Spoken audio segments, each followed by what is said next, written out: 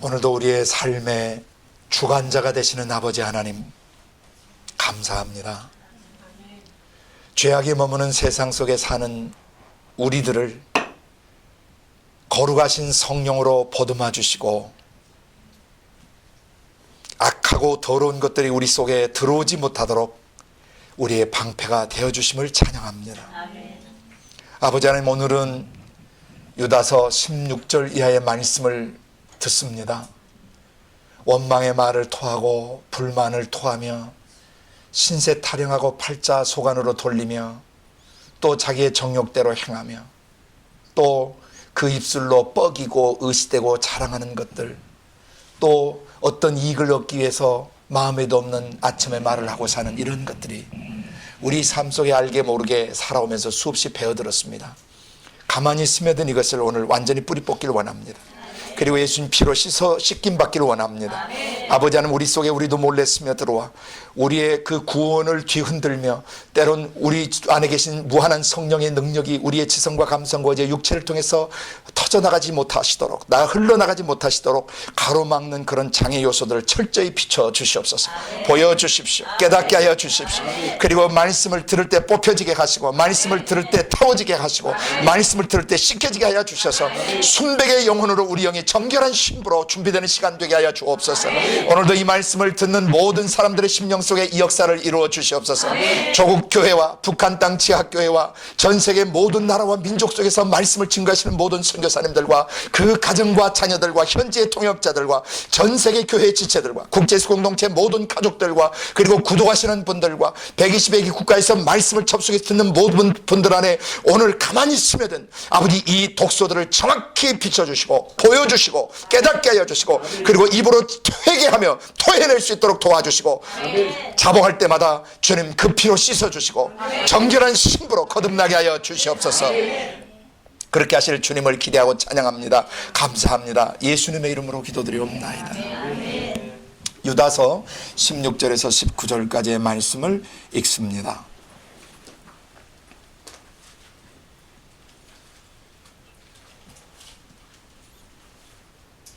시작. 이 사람들은 원망하는 자며 불만을 토하는 자며 그 정욕대로 행하는 자라.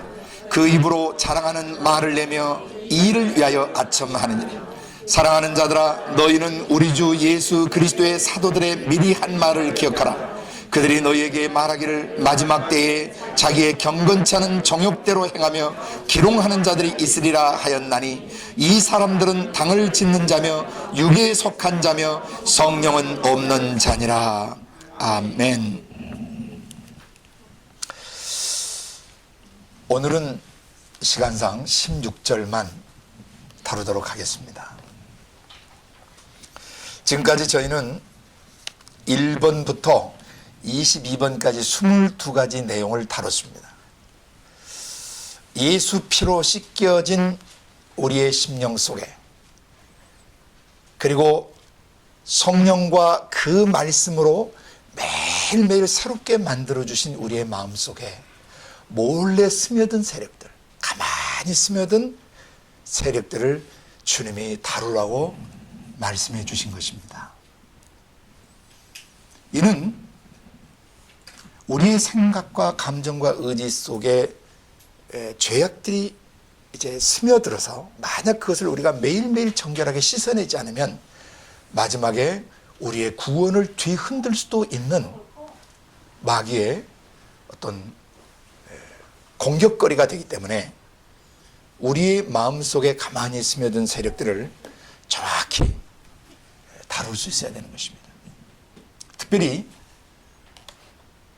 유다서는 이 잘못된 영적 지도자들을 다루고 있는 것입니다.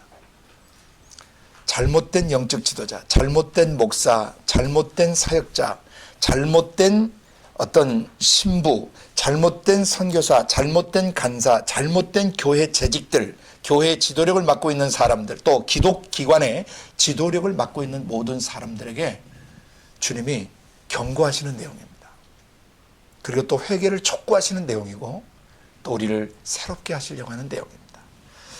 아까 말씀드렸던 것처럼 유다서에 이어서 요한계시록이 이어지는 문맥을 잘 묵상하셔야 합니다. 유다서를 마무리하고 계시록 7교회에 지상 7교회에게 마지막 종말을 준비케 하시는 것입니다. 곧 개인의 종말과 우주적 종말이 오기 전에 주님이 마지막 주신 책이 뭐냐면 유다서입니다. 예수님의 십자가의 피를 통해서 우리의 생각, 감정, 의지 속에 배어든 모든 죄나 또 죄가 남긴 후유증들, 질병과 저주들, 또 잘못 형성된 성격이나 기질까지 예수님 십자가에 다 처형하셨습니다. 못 박으셨습니다. 그리고 그 피로 우리를 씻으셨습니다. 그리고 그 피 속에 생명을 우리에게 주셨습니다.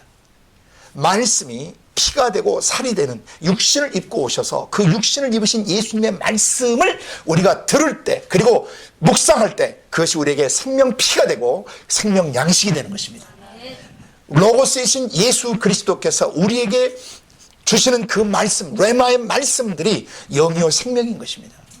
그래서 그 말씀을 우리의 생각 속에 받아들이는 순간 우리의 영혼 속에는 마치 육체의 피를 수혈하듯이 그 말씀이 우리의 생각 속에 깨달아지고 또 느껴지고 모셔드려질 때 그 말씀이 우리에게 피가 되고 살이 되는 것이에요.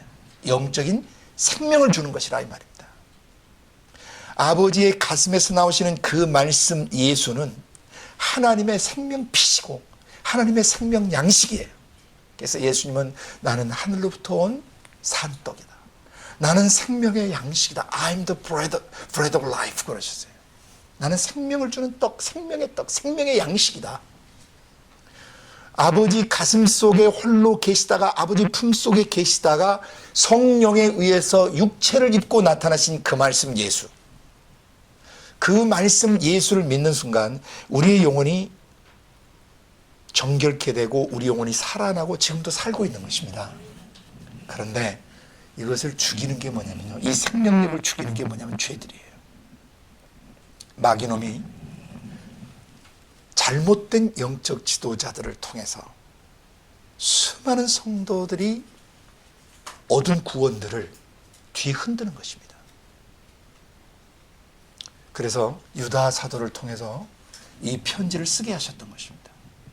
그래서 여러분이 1번부터 22번까지 이 내용을 잘 살피셔야 돼요. 우리 속에 가만히 스며드는 죄의 독소 22가지예요. 그 첫 번째가 뭘로 시작하냐면 경건치 않은 영적 지도자들로부터 시작해요. 경건치 않은 영적 지도자라고 할 때 그 경건치 않다는 유세베이아라는 거죠. 유세베이아. 이 말은 예배를 잘 드린다는 뜻인데 경건치 않으면 아세베이아가 되는 거예요. 부정접도가 붙어서. 하나님을 볼 수 있고 하나님이 말씀하신 그대로 삶으로 살아내는 거, 그걸 경건이라고 그래요. 그러니까 낱말 뜻은 예배를 잘 드리는 사람이라는 뜻인데 헬라어에서 또 다른 예배라는 단어 프로스큐네오가 있다고 그랬어요. 이 프로스큐네오는 하나님의 성품과 그분의 행하신 일들을 높여드리고 또 찬미에 올리는 그런 예배라는 단어예요. 나가 입맞추는, 경의를 표하고 아빠와 친밀한 교제를 갖는데 중점을 두는 단어예요. 프로스큐네오는. 근데 이 경건이라고 하는 이 유세베이아, 여기에서 이 세베이아라고 하는 이 단어는 예배드리라는 뜻을 갖고 있는데 어떤 예배냐면 삶으로 실천하고 행동에 옮기는 예배를 말해요. 그러니까 프로스큐네오가 아버지의 성품과 행하신 일들을 높이고 찬미하고 그 안에서 누리고 교제하는 것이었다면 그 프로스큐네오의 예배를 통해서 삶 속에서 뭐 해야 돼요? 경건을 실천해요. 그래서 야고보서에서 하나님 앞에 하나님이 인정하신 경건이 뭐냐? 자기를 지켜 새 속에 물들지 않는 삶을 사는 것이고 고아나 가부처럼 사회적 약자나 스스로 자기를 방어할 능력이 없는 연약한 사람들을 그 환난 중에 돌아보는 것이다. 그것이 경건이다 그랬어요. 경건은 뭐예요? 행동을 요구하는 것이죠. 그래서 경건치 않은 지도자들이라는 것은 뭐냐면 머리통 지식은 빵빵한데 삶은 살아내지 않는 자들이에요. 곧 예수님의 입술이 되고 예수님의 눈빛이 되고 예수님의 손발이 되어서 그 복음이 실제로 움직이게 하고 그 사람들이 그 복음을 실제로 보고 느끼고 경험할 수 있도록 그 삶을 살아내지 않는 모든 사역자들을 경건치 않다라고 얘기하는 거예요. 경건은 새 속에 물들지 않고 자기를 지키는 거예요. 곧 순결한 마음을 끝까지 유지하는 것입니다. 그러면서 고아나 과부같이 약한 사람들, 병든 사람들, 연약한 사람들, 슬픈 사람들, 상처 입은 영혼들을 실제로 돌아보는 삶, 그 환난 중에 그들을 돌아보면서 pastoral care, 목자적 돌봄으로 돌봐주는 삶, 그게 경건한 자예요. 근데 이 경건이 안 되면 그 다음에 하나님의 은혜를 받고 종이 돼 있지만 그것을 사격거리로 바꿔요. 음란하고 사치한 삶을 살아요. 그리고 나서 홀로 주제이신 하나님의 온데간데 없어져요. 누가 주인 되냐면 목사가 주인 되고 목사가 교가 돼버리고 목사가 주체가 돼서 모든 걸 기획 구상하고 다 지배하고 조종하는 그런 단계로 지나가는데 이건 전부 다 그리스도의 몸을 파괴시키는 암초 같은 목자들이에요. 그래서 1절부터 첫 번째부터 남바링을 해서 22가지 요소를 지난주까지 다뤘어요. 그래서 이들을 어떻게 결론을 내렸냐면은 이들은 성도들 속에 가만히 스며들어서 목자임내, 목사임내, 영적 지도자임내하고 들어와서 그 애차지 성도들의 교제권 속에 들어와서 결국 성도들의 영혼을 파괴시켜버리는, 배를 좌초시키듯이 파손시키는 암초 같은 목회자들이라는 거죠. 암초 같은 영적 지도자들. 두 번째, 이 작자들은 어떤 작자들이냐면 자기 몸뚱이만 기르는 목자들, 그러니까 월급이나 받아보고 사례비만 챙기고 어디 가서 대접이나 받으려고 하는 거짓된 목자들이라는 것이죠. 그리고 세 번째, 이 인간들은 바람에 불려가는 물 없는 구름이었어. 바람에 굴려서 먹구름이 쫙 오면 곧 메마른 대지에 비를 내리고 또 메마른 그런 시들어가는 야채들이나 채소들에게 그 단비를 내려주는 것 같은 그런 구름이 쫙 오는데 실제는 구름이 그 속에 비가 없어, 물이 없어. 그냥 모양새 폼은 좋은데 학벌은 갖고 있고 목사라는 타이틀은 갖고 있고 선교사라는 타이틀은 갖고 있고 뭔가 어느 유명 신학교를 나왔다는 그런 어떤 졸업장은 갖고 있는데 그런 학위는 갖고 있는데 그 속에서 성령으로부터는 생명샘이 나오질 않아. 무늬만 목사야. 이런 자들을 교회가 주의해야 된다는 것입니다. 너희 속에, 교회 속에 가만히 침투해 들어온 이런 거짓된 신학, 거짓된 교리, 거짓된 목자, 거짓된 영적 지도자들을 경계해야 된다는 것입니다. 그 다음에 이들은 어떤 자들이었습니까? 죽고 또 주고 뿌리까지 뽑힌 열매 없는 가을 나무들이었습니다. 가을은 결실기입니다. 이것은 우리 영혼의 결실기를 상징한다 그랬습니다. 인생이 끝날 때, 그리고 이 죽일 종말이 올 때, 자기 개인의 종말이 올 때 보니까 죽고 또 주고 뿌리까지 다 뽑혀서 열매가 없는 가을나무 같은 목사들이에요. 다 쉽게 얘기하면은 열매가 없는 목사들이에요. 이때 첫째 열매는 성품을 말합니다. 사랑하는 삶, 그리고 기쁨이 넘치는 목회자, 그리고 화평케 하는 그런 목회자, 그 다음에 오래 참는 목회자, 그리고 선을 베푸는 양선의 목회자, 그리고 충성스러운 목회자, 온유한 목회자, 그리고 절제인데 절제는 번역을 좀 잘못했어요. 절제가 아니고 자기를 다스릴 줄 아는 self-governing 또는 self-control, 자기를 통제할 수 있는 자제력이 있는 그런 영적 지도. 그러니까 성령의 마지막 열매는 모든 영적 지식과 경험을 가지고 자기 스스로를 통제하고 다스릴 수 있는 능력을 갖는 거예요. 그게 마지막 열매예요. 자제력이 안 되는 사람은 온전한 지도자가 될 수가 없는 거예요. 그래서 그런 열매를 찾아볼 수 없는 목회자. 폼은 되게 잡는데 목소리는 근엄하게 갔는데 교회 안에서 보니까 목사라는데 영적 지도자라는데 어느 단체 리더라는데 그 속에 하나님의 성품, 하나님의 속성, 하나님의 인격이 배어들어 있지 않으면 그건 가짜예요. 근데 그런 데 가서 뭘 배운다고 머리띠 밀지 말라는 것입니다. 열매가 없는 가을나무, 죽고 또 죽어 뿌리까지 뽑힌. 그래서 왜 그런 영적 지도자가 됐는가를 설명했어요. 자기 영혼이, 자기 생각이 하나님의 심장에다 뿌리를 내리지 않고 하나님의 성령의 뿌리를 내지 않고 인본주의적 지식과 인본주의적 논리와 인본주의적 신학 교리에 지성주의에 뿌리를 내리고 잘못된 뿌리 진액을 빨아먹기 때문에 나이가 들고 사역을 30년, 40년, 50년 했는데도 예수 닮은 모습이 안 나와. 여러분과 저 자신이 그런 지도자가 되지 않도록 이 말씀을 통해 경계해야 되고, 또 우리가 그런 지도자로부터 뭔가 잘못 심겨진 것들이 있다면 뿌리 뽑고 우리 마음을 다시 새롭게 해야 돼요. 그리고 이들은 어떤 자들이었습니까? 자기의 수치의 거품을 뿜는 바다의 거친 물결들이에요. 이것은 성적인 그런 음란한 정욕에서부터 시작해서 탐욕들을 말하는 거예요. 교회를 세습시킬 때 순결한 방법으로 세습시켰다면 마지막 주님 앞에 재판받지 않으시겠지만, 만약에 탐욕 속에서 세습을 하고 목회를 아들에게 물려줬다면 준엄한 심판을 받으실 거예요. 그리고 히브리서 13장에 말씀합니다. 너희를 인도하던 지도자들을 잘 살펴봐라. 그리고 그들의 결국을 주위에서 보고 그 다음에 그들의 믿음을 본받으라 그래요. 그러니까 성령으로 은혜 받아서 충만하게 시작했던 교회가 30년 40년 지나고 보니까 그 목회자들이 돈에 오염돼 있고 명예에 오염돼 있으면 빨리 그 교회 나오셔야 돼요. 성령으로 시작했다 육으로 맞춰지는 교회예요. 이런 거 여러분이 스스로 여러분의 영혼을 관리하고 지키지 아니하시면 여러분도 모르는 사이에 그런 의식들이 여러분 지정이 속에 배어들어서 여러분 영혼이 물크러져요. 어두워져요.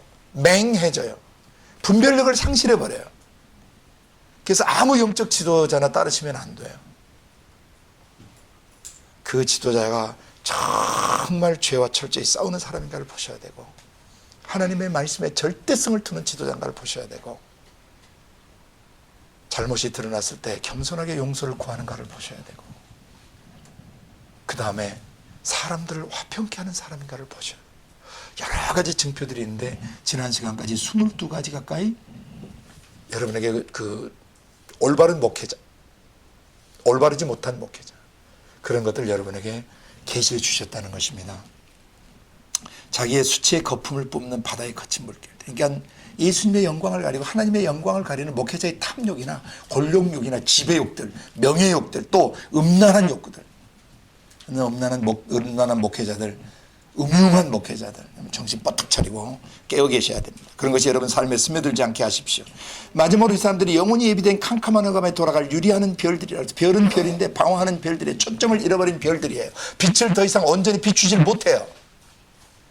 영혼이 예비된 캄캄한 흑암은 지옥에 대한 다른 표현입니다. 지옥 갈 목사들이고 지옥 갈 선교사들이고 지옥 갈 영적 지도자들이라고 말씀하시는 것입니다. 그래서 21번과 22번을 그 다음에 다뤘는데요. 21번은 에녹 할아버지 시대, 홍수 전 시대에도, 까마득한 수천 년 전 시대에도 이런 1번부터 20번 같은 이런 작자들이 있었다는 것이죠. 그래서 그 시대에도 에녹 할아버지가 이런 20가지 그런 독소를 지닌 영적 지도자들에 대해서 예언하셨었다는 것입니다. 보라, 주께서 수많은 거룩한 자들과 함께 성도들과 함께 재림하셨는데, 재림하실 때 오셔서 뭐 하시냐면은 바로 1번부터 20번까지 이런 지옥의 독소를 가지고 있는 못된 지도자들, 그리고 못된 그리스도인들에 대한 심판과 형집행이 있다는 것을 말씀하십니다. 그래서 두 가지를 심판하시고 재판하시겠다 그러죠. 첫째는 경건치 않은 이 목회자들이 경건치 않은 방식으로 경건치 않게 한 사역들과 경건치 않은 그리스도인들이 경건치 않은 판법과 잘못된 방식으로 경건치 않게 일하고 사업하고 업적을 이뤘던 모든 것에 대한, 곧 일과 행위, 사역에 대한 심판이 있다고 그러죠. 또 하나는 경건치 않은 그런 죄인들이 경건치 않은 방식으로 죽게 거스려 한 모든 강팍한 말들, 다시 말해서 행실들, 언어와 그가 행동했던 행동들에 대한 심판이 있고 형집행이 있다는 것을 에녹 할아버지 시대 때부터 경고했지만, 이 교만한 자들은 그 에녹 할아버지 때 경고해서 듣지 않다가 홍수로 다 멸망했고, 홍수 후에 다시 또 계속 말씀하셨음에도 불구하고 이 작자들은 말을 듣지 않는 교만한 자들이었다. 그리고 오늘 23번 들어가는 거예요. 이해가 되십니까? 23번에 뭐라고 말씀하시냐면은 16절 이 사람들은 그랬습니다.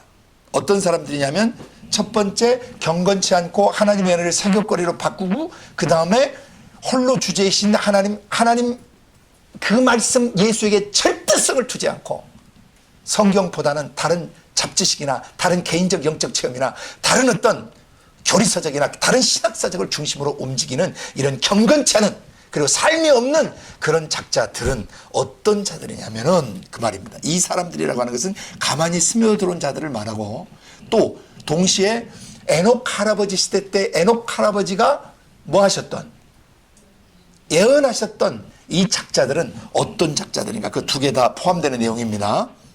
1번부터 20번까지와 21번부터 22번까지 내용을 포함하는 사람들을 이 사람들이라고 표현한 거예요. 아멘.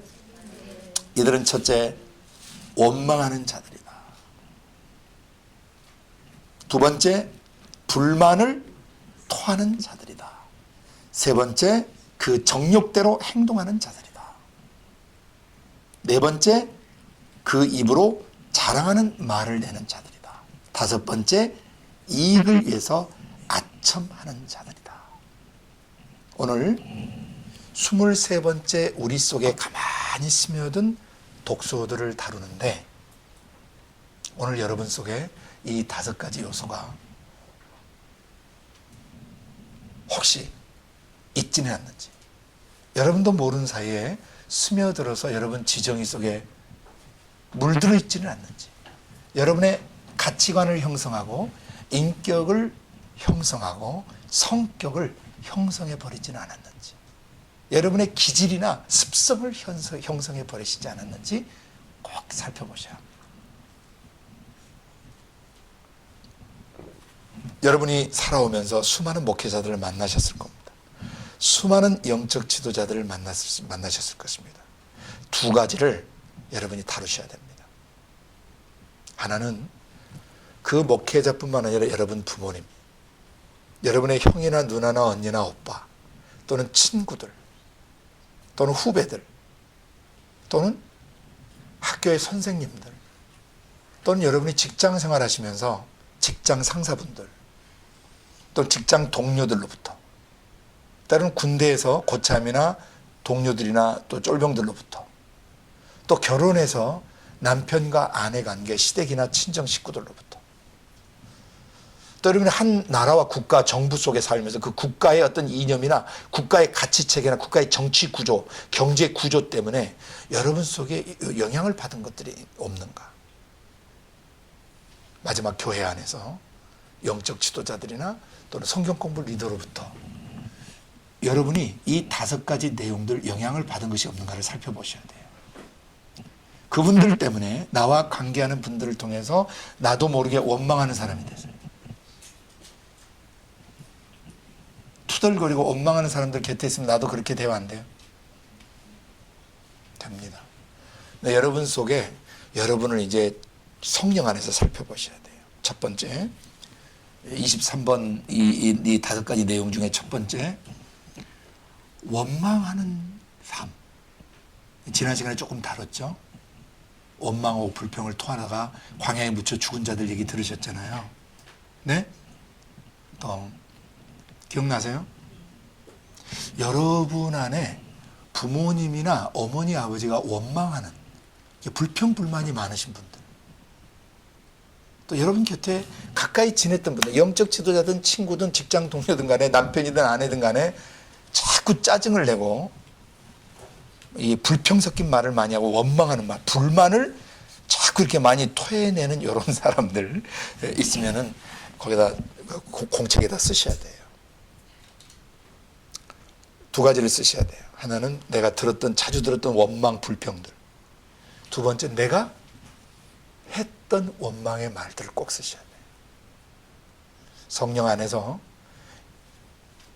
성령님 비춰주십시오. 들춰내 주십시오. 내 지정의 속에 잠재해버린 그리고 무의식 세계 속에 잠재해버린 이런 원망의 요소들을 다 주님 색출해 주십시오. 제 지성으로는 못 찾아냅니다. 제 감상으로는 다 못 찾아냅니다. 제 의지로 못 찾아냅니다. 성령님 도와주십시오. 지금 잠깐 여러분 지금까지 태어나서 지금까지 살아오면서 원망하고 불평했던 것들, 궁시렁댔던 것들, 투덜거렸던 것들, 이 complaining 또는 grumbling 또는 murmuring, 막 이게 수군대면서 혼자 막 얘기하는 다만 갖고 그래, 다만 그랬나, 막 이런 거 있잖아요. 이게 여러분 생각 속에 가만히 스며들고 감정 속에 스며들으시면요, 예수 믿고 나서 성령님이 여러분을 통해서 온전히 흘러가실 수가 없어요. 그래서 여러분 생각과 감정과 의지 속에 있는 죄들은 십자가에다 못 박아 주셨지만 여러분이 주관적으로 성령 안에서 주님, 제가 이런 불평을 했던 죄들 원망했고 투덜거렸고 그 다음에 수군수군 됐던, 뭐 자기가 뭐 자기밖에 이거 뭐 할 수 없대나, 뭐 자기 아니면 안 된대나, 뭐 잘난 척 반번시에 진짜 뭐 이런 얘기 수없이 하고 살았잖아요.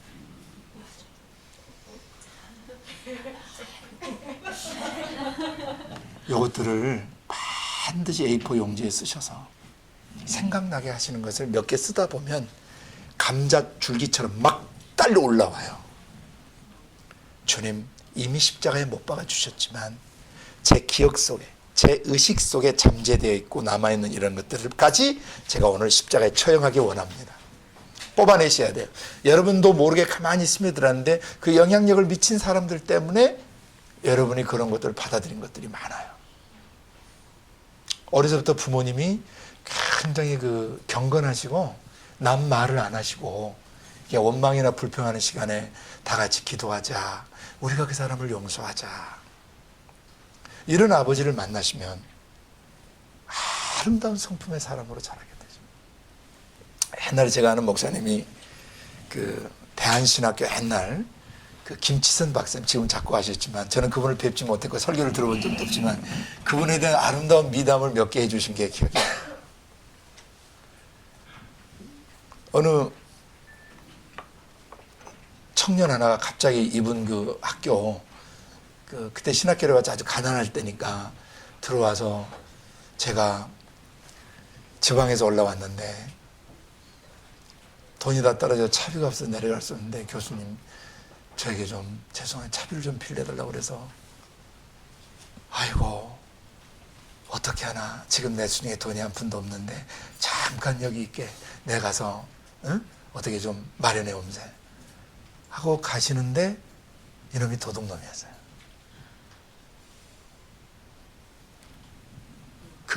외국에서 공부하실 때 비싼 이런 신학서 이런 것을 들고 토낀 거예요. 근데 보면 그 청년이 놀랄까 봐서 숨으셨어요. 그리고 오셔서 하시는 말이, 아이고 이 친구 내 돈 빌려오는데 또 그 책 제값을 받아야 될 텐데. 어떤 마음인지 아시겠죠? 조금도 원망이나 불평이나 막 욕하거나 이런 놈이 있나 막 이러지 않으시고 그렇게 하시는 거예요. 그리고 또 집안에 무슨 친척이 이 집에 뭐 이렇게 좀 가수밭인가 뭔가 조금 밭대기가 조금 있는데, 친척 중에 이거 찢어지게 가난한데, 목사님들 가난한데 친척 중에 어떤 못된 인간이 그걸 서류를 이렇게 해가지고 그걸 팔아먹어 버렸어요. 유일하게 그거 가지고 이제 먹고 살아야 되는 가난한 집인데 그걸 팔아버렸으니 이 집이 어떻게 되겠어요? 근데 어느 날 이 목사님이 오시더니 식구들, 애들이 있는데, 야야야야, 그 몇 년 전에 그 인간을 오늘 내가 봤다. 그러니까 막 아들, 딸이랑 아버지 어떻게 했냐고 말이야. 당장 잡았으니 고발하고 이게 막 돈 우리 찾아와야 되지 않냐고 막 하니까, 아이고 힘들더라. 보는데 그 인간이 나를 보면 간이 내려앉을 것 같아. 내가 숨었다.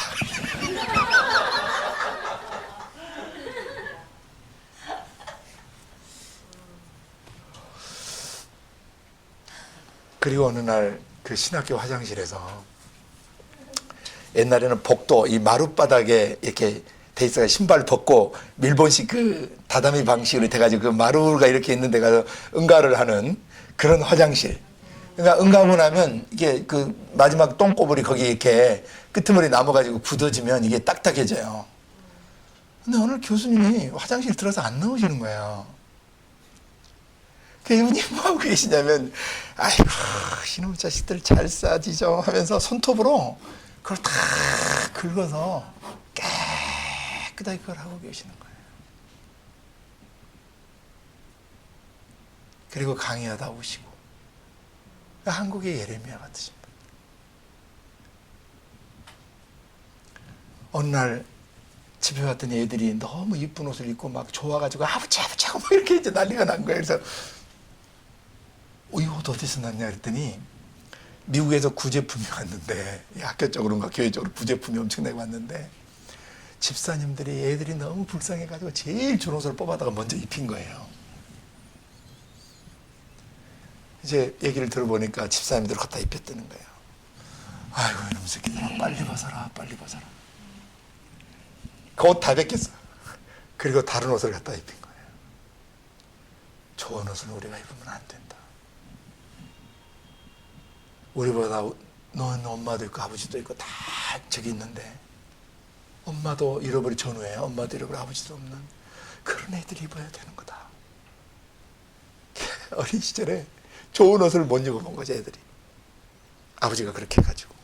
나중에 큰 다음에 그 아버지의 마음이 어떤 마음인지를 이해하게 된 거죠.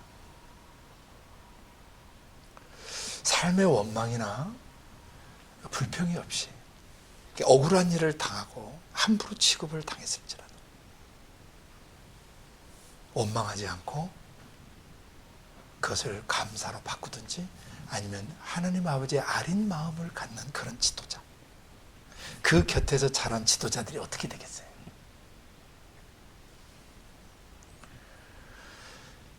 (1933년에) 33살의 나이로 작고하셨던 이용도 목사님 얘기를 오늘 아침 식사 때 우리 간사님들하고 좀 했었습니다. 아연성결교회로 기억이 되는데, 거기 강단에 설교를 하는데 어떻게 누가 이단이라고 그래가지고 그 청년들 몇 명이 와가지고 강단에 강의하시는 목사님 멱살을 잡고 강단에서 끌어내려서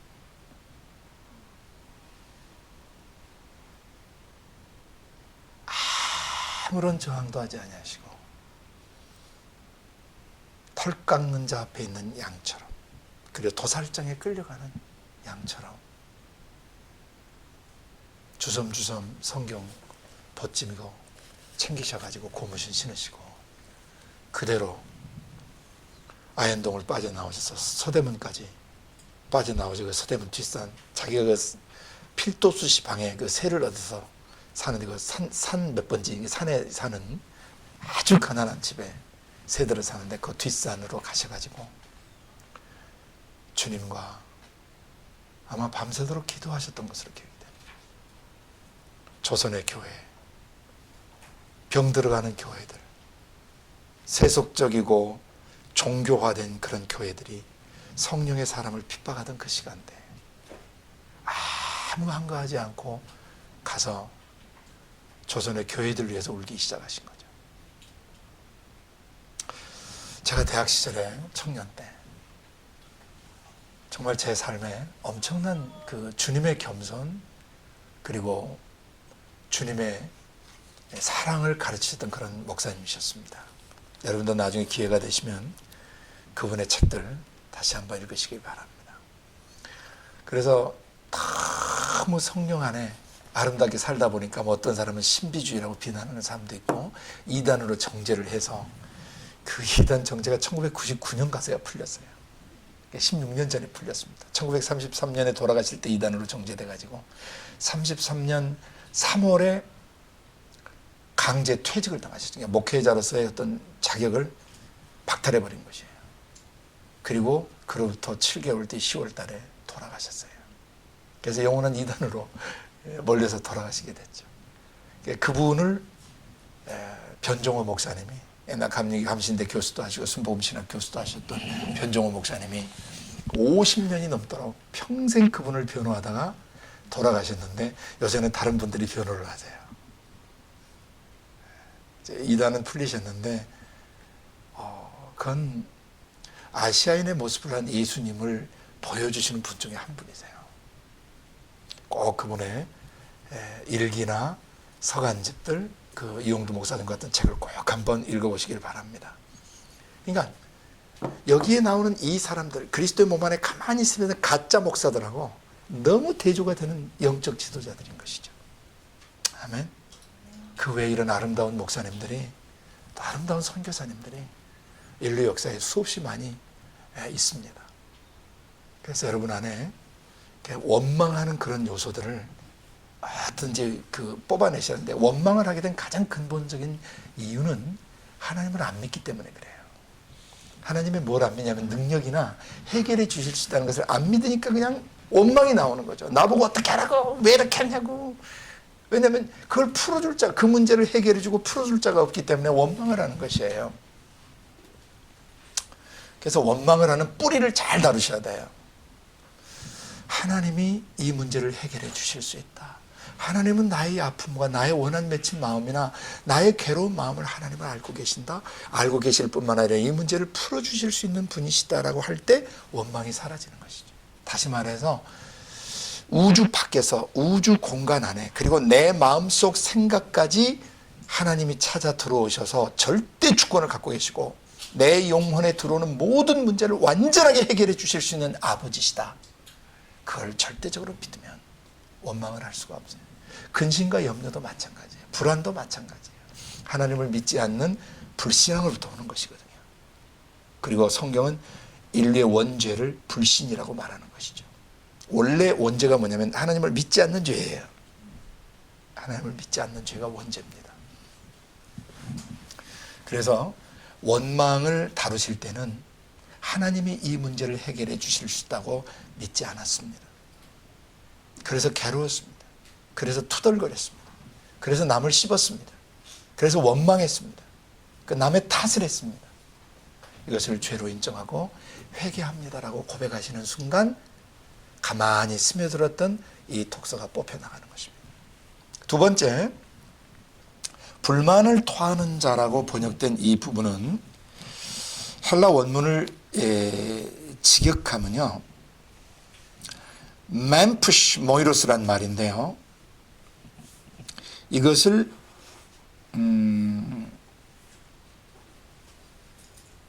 정확하게 번역을 하면 complaining of one's fate, 자기 자신의 운명을 이렇게 운명에 대해서 투덜거리는 거예요. 내 팔자야, 아이고 내 팔자, 이 말이에요. 그러니까 우리말로 하면 넋두리 내지는 신세타령 또는 운명을 탓하는 그런 것을 말해요. 내 팔자야. 그러니까 그래서 이제 나오는 불만을 말하는 겁니다. 그러니까 불만 앞에다 운명이라는 걸 써놔야 돼. 운명이나 팔자. 자, 내가 어쩌다 이런 인간을 만나서, 내가 어쩌다 이런 집구석에 태어나서, 왜 우리 부모는 이런 사람이었을까? 왜 나는 이런 아버지를 만났을까? 왜 우리 아버지는 빨리 돌아가셨나? 왜 우리 엄마는 나를 버리고 갔나? 어쩌다 나는 고아원에서 자랐나? 어쩌다 나는 형제도 없이 단신 홀로 남았나? 또 나는 어쩌다 이런 직장에 들어왔고, 자기 삶 속에서 그 불만스러운 것들이 있잖아요. 그 불만인데 무슨 불만이냐면 팔자소관, 운명을 탓하고 팔자를 탓하는 그런 죄예요. 그것이 영적 지도자를 통해서든 여러분의 삶에 관계하는 사람을 통해서든 간에 여러분 속에 들어왔는 팔자소관, 운명, 그리고 넋두리, 신세 타령하는 거. 아이고 내 팔자야, 난 지질이 복도 없는 놈이여 년이여 하면서 막 울면서 원한 맺힌 마음에 이러면 막 귀신들이 그냥 막 따블로 달라붙기 시작하는 거죠. 슈파리 때 달라붙듯이. 그러니 원망하다 보니까 막 더 감정이 북받쳐 올라가지고 이제 뭐 거기다 술 마시고 그냥 막 깽판 부리고, 그리고 마지막에 자살을 시도하고.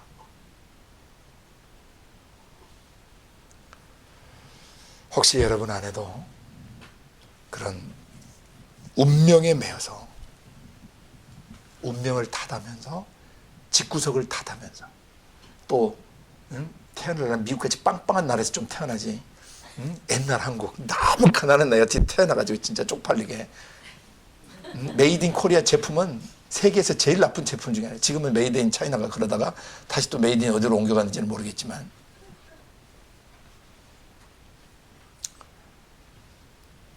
원망하고 불평하는데 그 신세 타령하는 거예요. 잘 들으셔야 돼요. 여러분 그 공식 아시죠? 사람이 어떤 잘못된 그 생각을 하게 되면 그 생각한 것을 어떻게 말로 표현을 하죠. 그러니까 생각한 것을 언어화시키고 말하다 보면 그대로 행동을 하게 되죠. 또 행동을 한두 번 하게 되면 그게 뭐가 돼요? 습관이 돼요. 습관. 그 습관이 굳어져 버리면 그게 뭐예요? 성격이나 성품을 형성하게 되면서 그게 팔자가 돼버리는 거예요. 운명이 돼버리는 거예요. 파이트. 운명이 돼버려요. 그러니까 그런 운명론에 잡힌 사람들은 어디서부터 문제가 있었던 거예요? 그렇죠. 상처받기로 결정한 거예요. 똑같은 상처받을 상황에서도 어떤 사람은 그것을 상처받기로 결정하는 사람이 있는가 하면 어떤 사람은 그걸 상처받지 않기로 결정하고 내가 이것을 극복하기로 결정하는 사람이 있을 수 있죠. 근데 우리는 연약해서 거의 10명이면 9명은 상처받기를 선택하죠. 아주 극소수의 사람만 그 상처받을 수 있는 상황 속에서도 상처를 받지 않기로 결정하고 꿋꿋하게 헤쳐나가는 것이죠. 예수를 믿고 나서 신앙생활 하는데도 보면은 옛날에 정서들이 나와가지고 조금만 불평하면 아까 앞번에 원망하고 불평하고 막 투덜대고 막 궁시렁대는 그런 스타일. 특히 어르신들 그거 하시면 안 되십니다. 나이 든 어르신들 그거 주의하셔야 돼요. 두 번째, 불만을 토하는 어떤 불만이냐면 신세 타령, 넋두리, 내 운명에 젖어서 운명에 매여서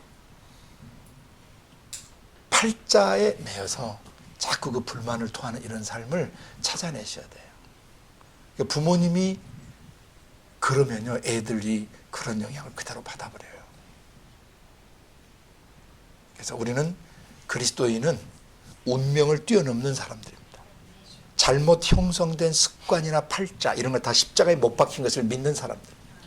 우리는 마음의 생각을 새롭게 함으로 변화를 받은 사람들입니다.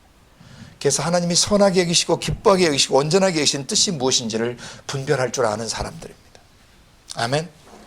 그래서 사역하다 보면 이 신세 타령, 넋두리, 신세 한탄, 한 맺힌 사람들을 많이 만나시게 돼요. 예, 그거 꼭 뽑아내도록 도와주시죠. 예수를 믿으면서도 원망과 불평을 하거나 또 신세 타령하거나 넋두리를 하게 되면요, 그 사람 영혼은요 성령님과 동역할 수 없어요. 운명을 뛰어넘어야 돼요. 원망하고 불평할 일이 생길 때 누구처럼? 그 김치선 박사님처럼, 또 이용도 목사님처럼, 또 프란치스코처럼, 또 많은 여러분이 아는 그런 신실하고 겸손한 하나님의 사람들처럼 뛰어넘으셔야 합니다. 아멘. 세 번째, 그 정욕대로 행하는 자인데 those who follow their own evil desires, 자기 속에 악한 정욕들, 악한 욕구들, 몸이 원하는 대로 움직이면서 몸이 원하는 대로 이렇게 악한 말들을 내고 악한 정욕을 행하며 그런 말을 하고 다니는 사람들이 있어요. 악한 정욕이라고 일단 알았어요. 악한 정욕, 악한 욕구, 악한 욕구를 따라 말하고 행동하는 사람들. 뭐 지옥? 지옥 있어? 그럼 한번 들어가 보자. 라든지 천국? 야, 그런 게 있어 임마. 이거 다 그 올바로 살라고, 도덕적으로 착하고 선하게 살고 윤리적으로 살라고 신이란 거 만들어 놓고 천국이란 거 만들어 놓고 그 교육하기가 교육용이야. 천국이 어디 있어? 요건 약과예요. 그 아래도 나오지만은요, 마지막 때에 경건치 않은 정욕대로 행하면서 예수 믿는 자들을 기롱하고 희롱하는 자들이 있어요. 저도 예수 믿기 전에는 예수 믿는 사람들 그렇게 한 적이 있었어요. 그래서 회개했죠, 주님 앞에.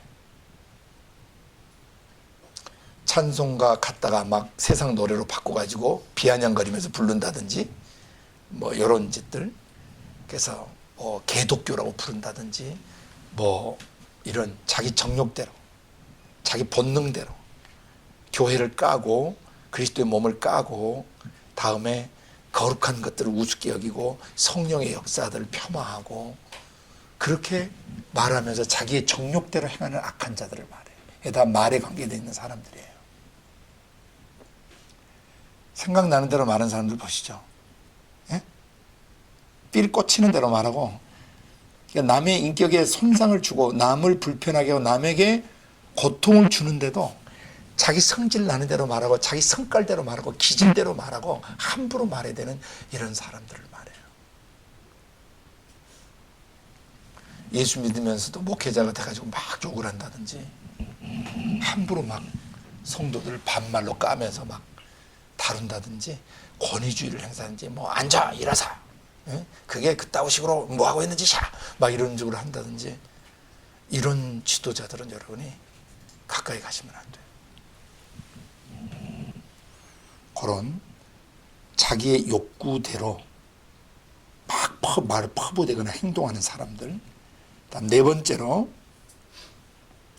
그 입으로 자랑하는 말을 내는 자들이에요. 이거 참 교묘하게 스며드는 거예요. 은연중에 자랑하는 거 있어요. 여러분 생각 속에 감정 속에 가만히 스며들어온 이 독소들을 잘 다루셔야 된다는 것입니다. 우리 멧돼조 할아버지가 원래 우리 집안이 과거에 한가닥 했죠. 우리가 또 뭐 조선왕조 일시 무슨 공파 우리가 김수로 왕의 뭐 또 박혁거세 뭐 직계 몇 대 손 뭐 또 저희 같은 경우는 또 고구려 시대 또 장군이셨거든요. 저희 시조가. 뭐 그걸 통해서 긍정적 기상을 갖는 것은 좋지만 은연중에 그것을 자기 문중을 자랑하거나 자기를 자랑하는 것들부터 시작해서 자기의 사역, 업적, 자기가 어느 날 기도하고 말씀을 전했더니 무슨 역사가 일어나고 또 막 자기가 손을 얹었는데 막 뭐 뒤집어지는 역사가 일어나고 자기가 막 기도하는데 막 뭐가 보이고 하면서 자기 영혼의 탁월성이나 우월성을 은연중에 과시하는 자랑하는 말을, 자기 아내 자랑, 남편 자랑, 자식 자랑, 하나님의 영광을 드러내는 것이 아니면 자랑하면 안 돼요. 자랑 자체가 잘못된 것이 아니라 자랑 속에 스며든, 은근히 스며든 자기 자랑을 주의하라는 것입니다. 뽐내는 거 있죠. 뽐내는 거, 의시되는 거, 잘난 척하는 말 쓰세요. 거기다. 뽐내거나 의시되거나 잘난 척하는 말, 그리고 은근히 자기를 높이는 말, 또는 자기 집안이나 주변을 높임으로써 자기도 동반 상승하는 이런 것들 뽑아내야 합니다. 하나님, 제가 방금 전에 뭔 말을 했는데 가만히 보니까 은연중에 제 자랑과 제 무엇을 자랑하는 것이 섞여 있었습니다. 회개합니다. 다시는 그렇게 하지 않겠습니다. 저 오늘 화장실에서 일 보다가 하나 회개했어요. 깜짝 놀라는 거죠. 저도 모르는 사이에 스며들어와 있던 것이요. 뭐 말을 하는데 은근히 남을 의식하고 말한 게 하나 있었어요. 아직도 이 습관이 주님 남아 있습니다. 자랑하는 말을 토하는 거, 과시하는 거, 뽐내는 거, 의시되는 거, 보란 듯이 말하거나 행동하는 것들. 무엇을 먹든지 무엇을 마시든지 무슨 일을 하든지 하나님의 영광만 위해서 해야 됩니다. 곧 하나님의 영광은 하나님을 영화롭게 드리는 거예요. 그러니까 하나님을 칭찬해 드리는데 나의 업적이 사용돼야지 하나님 영광 구식 먹고 나도 그 언저리에 좀 심 먹고 이런 식으로 가면 안 된다는 것이죠. 이런 것들이 가만히 스며드시면요, 내 안에 계신 성령님이 내 안에 흘러보내실 축복들과 생명과 능력들이 온전히 흘러가지 못해요. 그래서 가만히 스며든 독서들, 지금 요새 그 소킹 프레이어에 대해서 계속 듣고 계시잖아요. 사실은 하나님이 우리를 안수하고 계세요. 하나님이 끝없이 우리를 적시고 계세요. 우리 생각을 적시시고 우리 감정을 적시고 우리 의지를 적시고, 뭘로? 기록된 말씀을 가지고 끝없이 우리의 생각, 감정, 의지를 적시고 베어드시고 스며드시고 하나님의 성품이 물들게 하시고 베어들게 하시고 고이게 하셔서 뭐 하셔요? 솟아 오르도록 역사하시고 우리 안에 충만해지게 역사하시고 그 다음에 우리 안에 꽉 차서 흘러 넘치게 하시죠. 그러니까 성령님이 우리를 적시시면서 우리의 지정의 속에 베어드셔서 우리를 통해서 흘러가려고 하시는데 원망이 있거나 신세 타령이 나고 믿음 없이 넋두리나 하고 앉아있고 집안 타령이 나고 있고 운명 타령이 나고 있고 그 다음에 막 악한 말들 정욕대로 막 그 쏠리는 대로 막 말빨 좋다 그러죠. 그냥 말빨을 당할 수 없다. 근데 좋은 말을 해야지. 악한 말들 정욕적인 말들을 막 뿜어대고 그 다음 네 번째 뭐예요? 항상 말하면 자기 자랑이 섞여 있어. 그러면 뭔가 들을 때 열심히 듣긴 듣는데 좀 끝나고 나면 뒤가 좀 찝찝해. 그러니까 뭐야? 지가 잘났다는 거 아니야? 아이씨 기분 나빠. 뭐 이런 여운이 남는 대화들.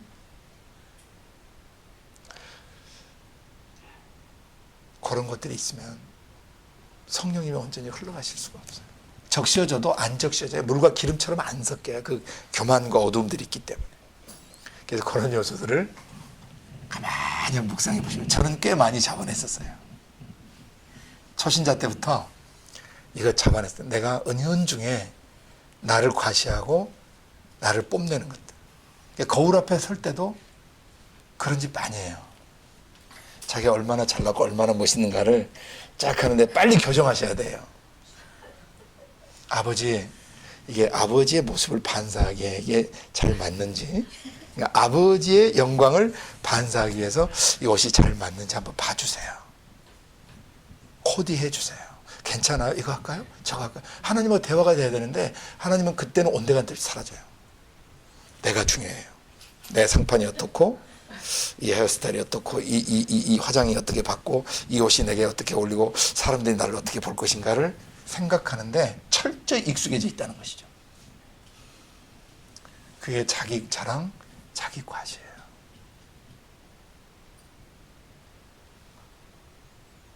가만히 스며들어 있죠. 그래서 이제 생각을 개조하는 거예요. 주님 보실 때 어떠세요? 제가 이렇게 화장하고 요색을 쓰면 주님의 어떤 아름다우심, 주님의 어떤 성품이 나타날 수 있을까요? 제가 이 옷을 입을 때 하나님의 어떠하심이 나타날 수 있을까요? 이런 의식 전환을 해야 돼요. 이 연습이 필요한 거예요. 경건의 연습이 이게. 아멘? 요란한 액세서리 달고 자기를 과시하려고 하고 그 이사에서도 나와야 막 발 쟁쟁거리면서 걸어다니고 막 목을 늘어뜨리고 막 섹시하게 자기를 만들면서 사람들이 자기를 주목하게 만드는 이런 짓들에 대해서 철저하게 회개하는 시간이 필요하다는 거죠. 종말이 오기 전에. 그리고 거울 앞에서 얼마나 많은 시간을 낭비했어요. 코디해 보느라고. 저도 그랬어요. 저도 없는 옷에 있는 거 없는 거 다 갖다 여러 개 맞춰보고 어느 게 잘 맞는지 했는데 중요한 걸 놓친 거죠. 나를 자랑하는 데는 시간을 많이 썼지만 결국 내가 옷을 잘 입고 예쁘게 입고 잘 어울리게 입어서 아버지 하나님을 영광스럽게 사람들이 나를 볼 때 하나님이 참 아름다우시다, 하나님 참 좋으시다라는 걸 느끼게 해야 되는데 나의 영광을 구하는 거죠. 우리 다 일에 죄가 있는 줄로 압니다. 그 입으로 절대 자랑하지 않기로 결정합니다. 나의 자랑은 오직 예수 그리스도 외에는 없습니다. 마지막 다섯 번째, 이 일을 위하여 아첨하는데요. 이 아첨하다는 동사 굉장히 재밌어요. 원래 이 동사는요, 나우마조라는 동사예요. 나우마조. 근데 무슨 뜻이냐면 영어로 to wonder, to marvel. 굉장히 놀래는 거죠. 우와! 경이롭게 이렇게 하는 이런 동사예요. 근데 아첨으로 번역을 했어요. 그러니까 뭐냐면 마음에도 없는 소리 멋있다. 와, 끝내준다 너 오늘. 사장님 오늘 진짜 너무 멋있습니다. 또 누구한테 하는데 마음에 없는, 그러니까 뭔가 이 사람하고 거래를 해서 이익을 얻어야 되고 이한테 뭔가 도움을 받아야 되고 뭔가 이 사람한테 도움을 얻고 이익을 얻기 위해서 뭐 하는 거야? 놀래주는 거죠. 와우! 한다든지. 이걸 뭐라고 표현을 해야 되나요? 그 외식적인 헬로디 액션.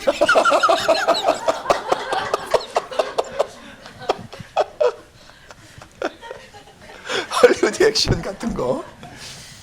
과장된, 그리고 놀랍지도 않은데 막 굉장히 놀라는 척, 굉장하지도 않은데 와, it is marvelous 한다든지, 와우, it is wonderful 한다든지.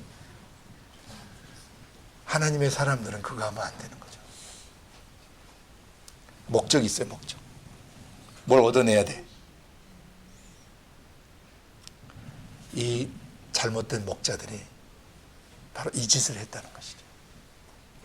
성도들 잘못된 방법으로 축혀 세워가지고 헌금 많이 하게 한다든지, 잘못된 방법으로 막 격려해가지고 아주 목숨 던져 일하게 만든다든지, 그게 나중에 결국 자기 꼬복 만들어 놓는 것이죠. 자기 사람 만들어 놓는 거예요.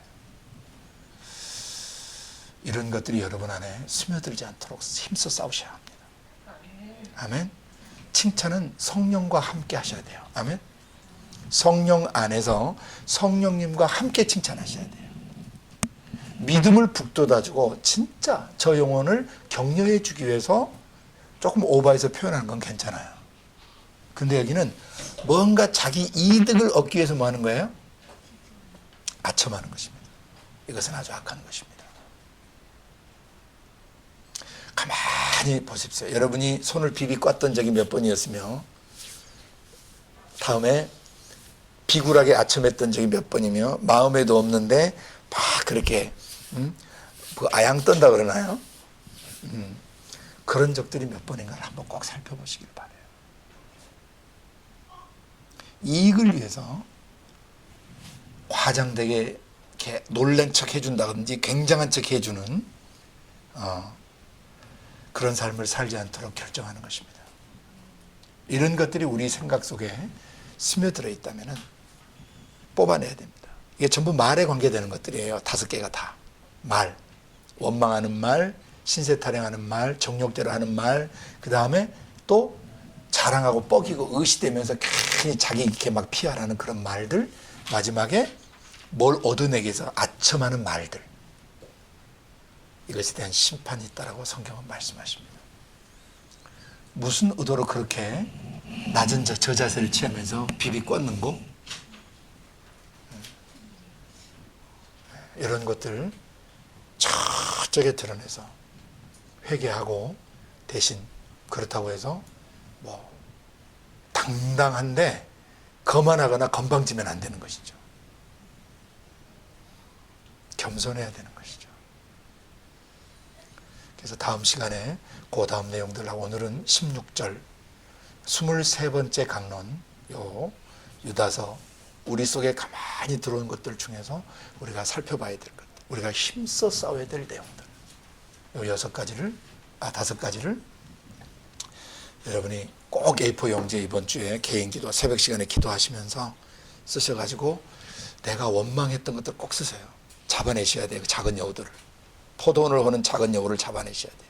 2번째, 신세 타령하고 넋두리하고 한탄했던 것들, 한 맺힌 마음들, 원망과 같이 가는 거죠.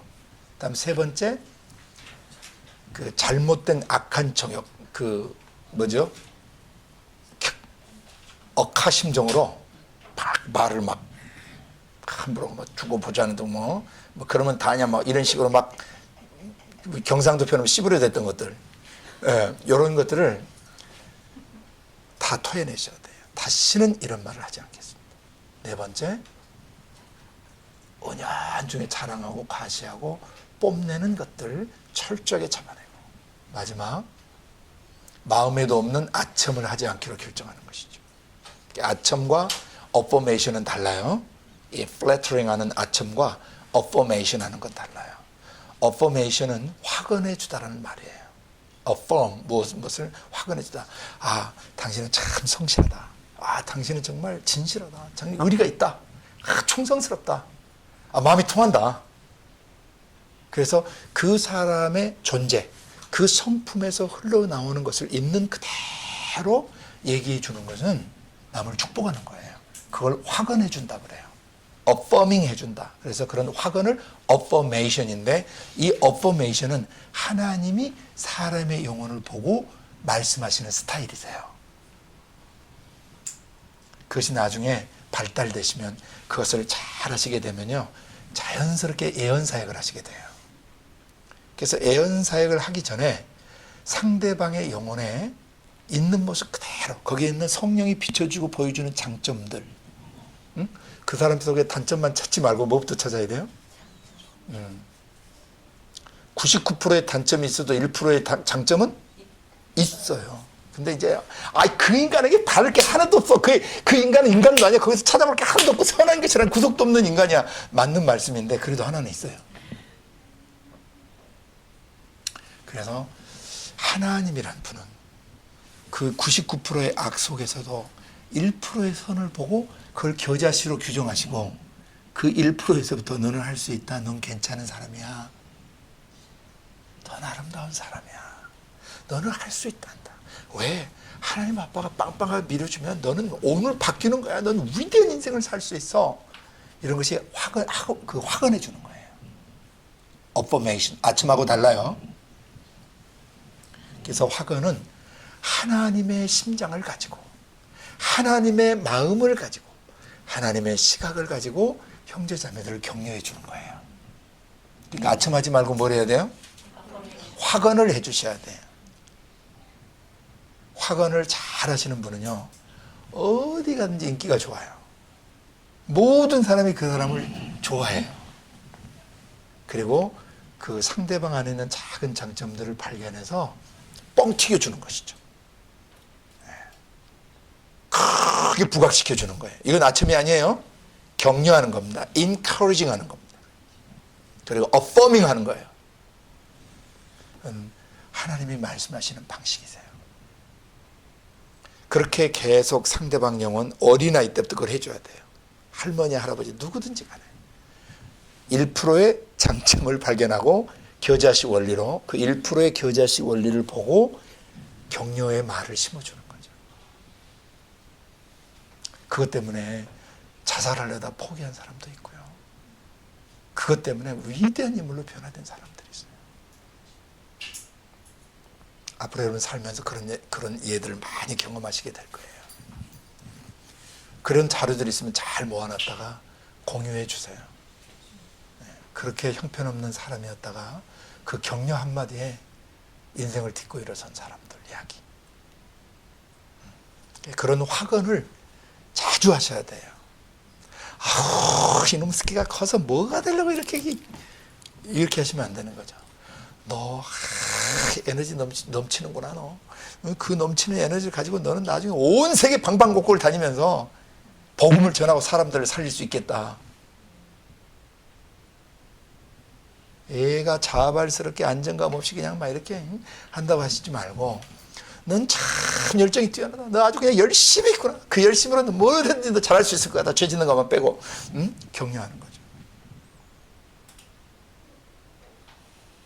아첨이 아닌 확언, 원망이 아닌 감사, 신세 타령이 아닌 팔자 타령이 아닌 팔자를 뛰어넘는 선언. 그죠? 그 다음에 정욕적인 말을 하기보다는 자기 욕구대로 자기 성깔대로 말하기보다는 절제하고 성령이 이런 상황에서 어떻게 말하신가를 자꾸 듣고 말하는 사람. 그 다음에 은연중에 자기를 뽐내기보다는 자기를 의시하거나 자랑하거나 과시하기보다는 자기의 형편없음에도 불구하고 하나님이란 분이 얼마나 선하게 나를 변화시켰는가를 하나님을 자랑할 수 있는 사람. 그런 사람이 되도록 그렇게 싸우십시다. 아멘. 그래서 말이에요. 오늘 23번 전체는 말 중에서 5가지 말 유형을 여러분이 보셨어요. 이 말을 잘못하면 무슨 무익한 말을 하든지 마지막에 우리가 한 말에 대해서 반드시 심판받는다는 거. 네 말로 의롭다함을 받을 수 있고 네 말로 정죄를 받을 수 있다는 거. 정죄를 받으면 지옥 가는 거예요.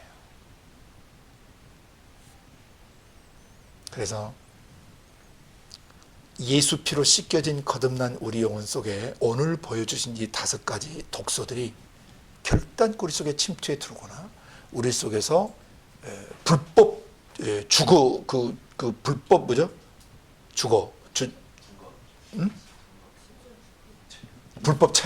불법 체류하지 않도록 몰아내셔야 돼요.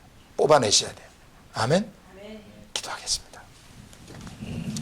거룩하신 아버지 하나님 감사합니다. 우리 속에 가만히 들어온 이 독소 5가지를 오늘 비춰주셨습니다. 에녹 할아버지 시대 때부터 예수님 재림하시는 순간까지 지상에는 이런 사람들이 수없이 있다는 것을 가르쳐 주셨습니다. 그러나 우리는 그런 삶을 살지 않겠습니다. 우리 안에 계신 성령님, 원망하고 신세 타령하며 넋두리하며 한맺힌 표현해대며 그 다음에 정욕대로 악한 말들을 해대며 성질나는 대로 말해대며 느껴지는 대로 말해대며 은연중에 나를 드러내고 자랑하며 뽐내며 의시되는 말을 해대며 과시하며 그리고 뭔가 이익을 얻기 위해서 마음에도 없는 아첨을 해대며 거짓된 삶을 살았던 모든 것을 가슴 아프게 회개합니다. 그리고 몰아내겠습니다. 뽑아내겠습니다. 그리스도의 십자가에 다시 못 박겠습니다. 그리고 그 대신 감사하는 말을 하고 운명을 뛰어넘는 말을 하고 내 성깔대로 말하는 것이 아니라 그런 상황에서 하나님 아버지께서 어떻게 그 사람에게 말하시는가를 듣고 하나님 성품 따라 말하고 나를 드러내기보다는 아버지 하나님을 끝없이 드러내는 말을 하고 아첨하는 말보다는 하나님의 성령과 함께 사람의 영혼에게 화근을 해주고 격려해주는 말을 하는 그런 삶을 살기로 결정합니다. 그렇게 기름 부어 주옵소서. 감사하고 예수님 이름으로 기도드리옵나이다.